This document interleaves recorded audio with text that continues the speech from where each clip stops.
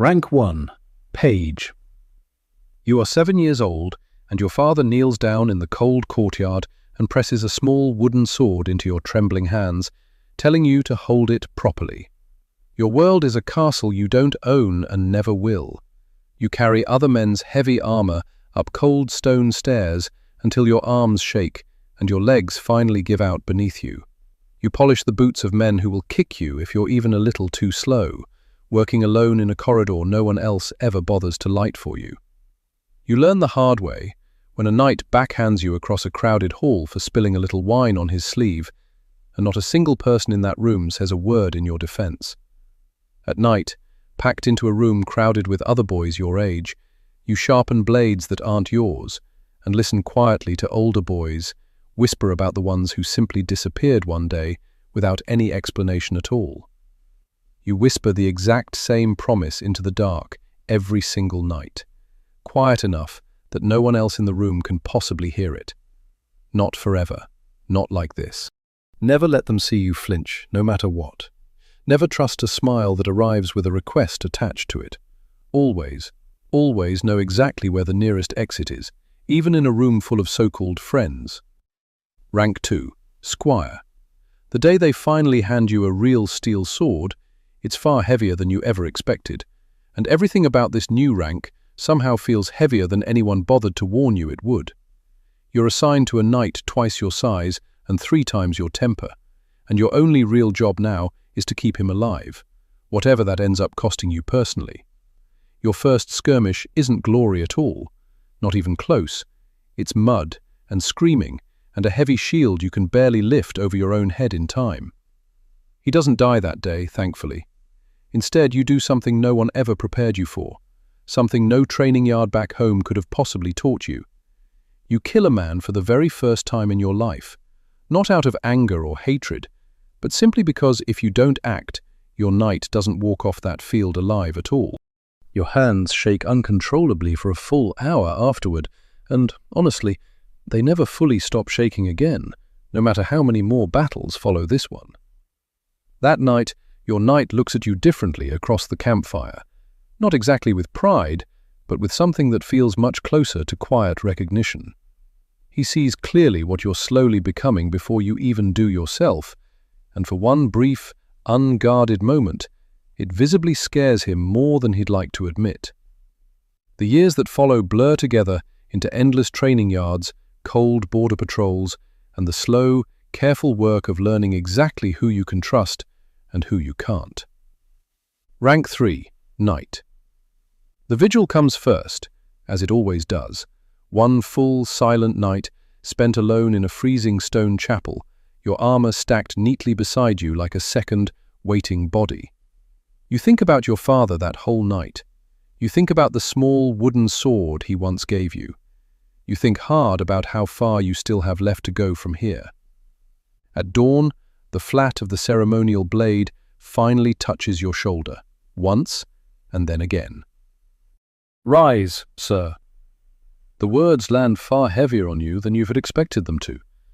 What's genuinely different now isn't the world around you at all. It's the invisible target quietly painted on your back the very moment you finally stood back up. Within a single season of being knighted, you're already leading men twice your own age into a border dispute that never should have needed a drawn sword at all. It's your personal banner flying above them now. It's your order, and yours alone, that sends every single one of them forward into real danger without hesitation. When 3 of your men don't come home from that fight, you learn the true, quiet weight of this particular rank, and it has absolutely nothing to do with armor. Not the sword at your hip, not the crest stitched onto your chest, but the actual names you now have to carry and remember for the rest of your entire life. Rank 4. Household Knight. You've survived enough hard-fought battles by now to finally be noticed, and a powerful lord wants you kept close, permanently inside his own private walls. On paper, it genuinely looks like a well-earned reward, better food, a warm, proper bed, real, visible respect from those around you. In practice, it's simply a very comfortable cage.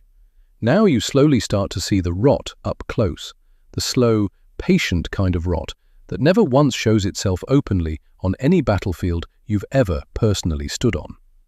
The Lord's own brother is quietly poisoning his wine, cup by careful cup, so gradually and carefully that the physicians keep insisting it's just illness taking its natural course. You watch it happen slowly, patiently, for weeks before you're finally certain of what you're seeing, forcing yourself to stay completely silent while you carefully gather proof. A household knight who speaks recklessly out of turn, without solid proof in hand, simply doesn't remain a knight for very long at all, and you know this rule painfully well. So you wait, patient and endlessly watchful, carefully tracking exactly which specific nights the brother quietly slips down, alone, to the wine cellar below. You choose your exact moment with great care, not when it feels safest for you personally, but precisely when the evidence finally becomes undeniable to everyone watching. You drag him bodily, still loudly screaming his complete innocence, before the Lord's own gathered court, the damning proof already gripped tightly in your own hand. The Lord doesn't reward you simply with gold this time around. He rewards you instead with actual land, and suddenly other lords have to seriously account for your existence. Rank 5. Baron.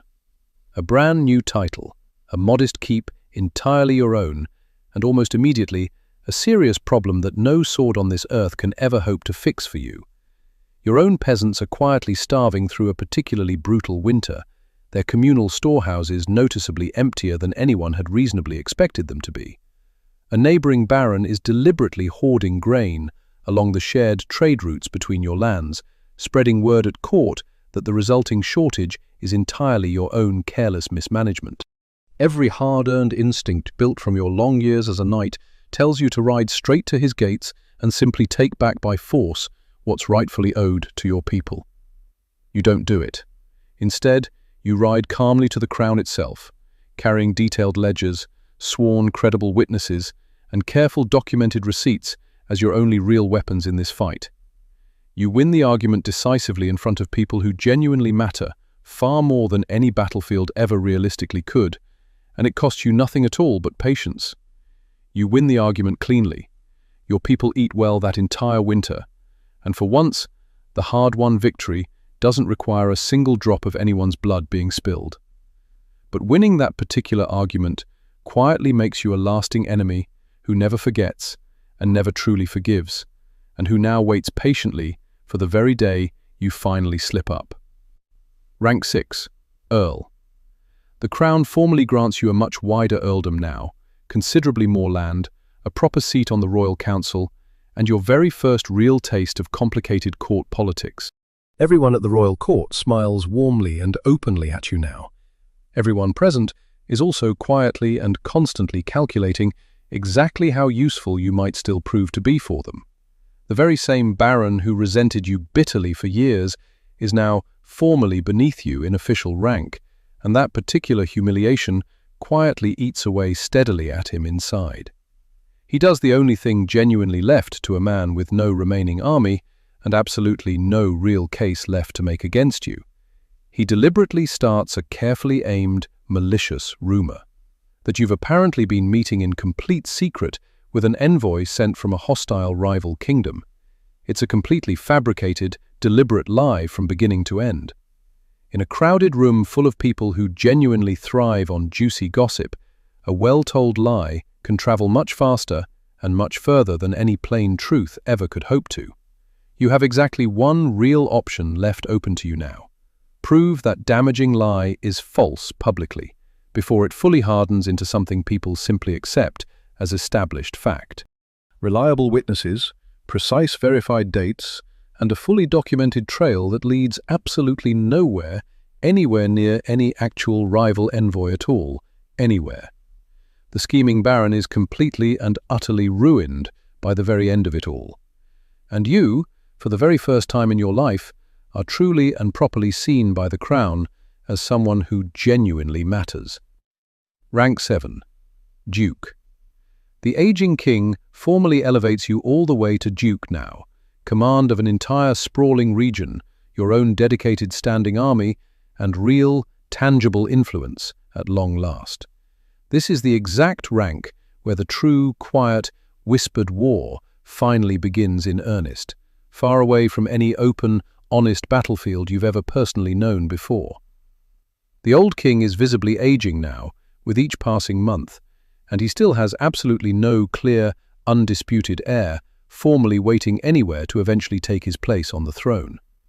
Almost overnight, every single duke across the entire realm starts quietly doing the grim math on exactly who takes the throne whenever the old king finally does pass away. You're now unmistakably one of the names being quietly circled in that dangerous royal calculation, whether it was ever truly your own personal ambition or not at all.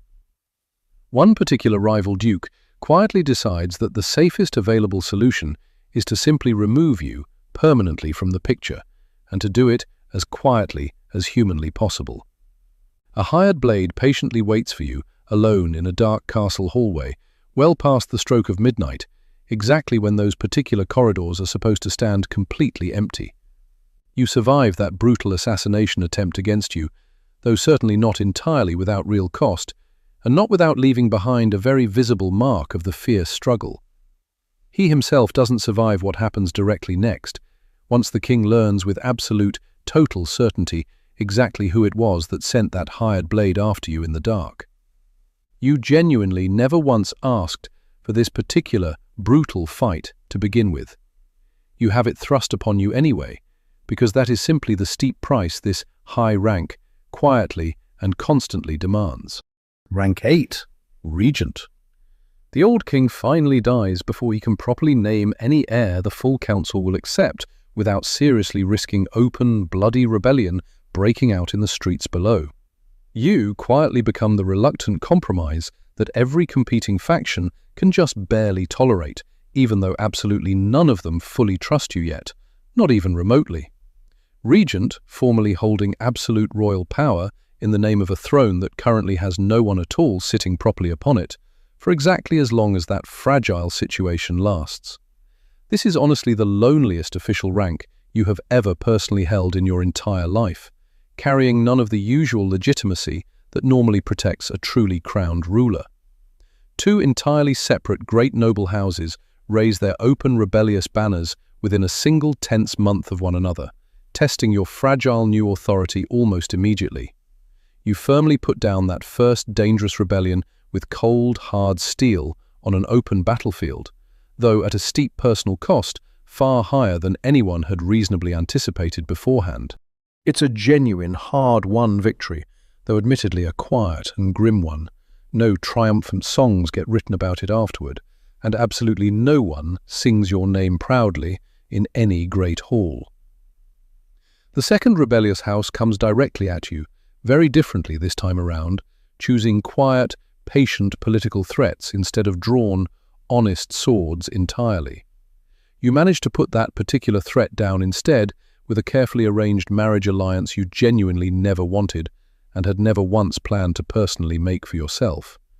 It costs you nearly everything you had painstakingly spent 20 long, difficult years carefully building up, just to finally reach this single, precarious point in your life. But when all the settling dust finally clears completely away, there truly is no remaining rival claim left standing anywhere stronger than your own hard-won position. Rank 9. King. The full royal council finally and formally recognizes you as the one true, rightful king, and this time, absolutely no one present dares to seriously contest that decision. The heavy crown, when it finally and truly touches down upon your head, feels far heavier by far than the small wooden practice sword your father once pressed into your small hands so long ago. You always somehow suspected, somewhere deep down inside yourself, that it would feel exactly this crushingly heavy, even long before this precise defining moment finally arrived for you. What you truly didn't expect at all, though, is that the very instant the crown finally settles firmly onto your head, the constant fighting doesn't actually end there at all.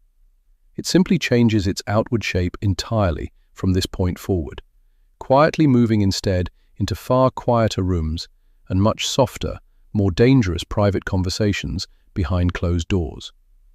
Every single rank standing below you now is doing precisely and exactly what you yourself once did in order to climb this impossibly high, difficult mountain in the first place.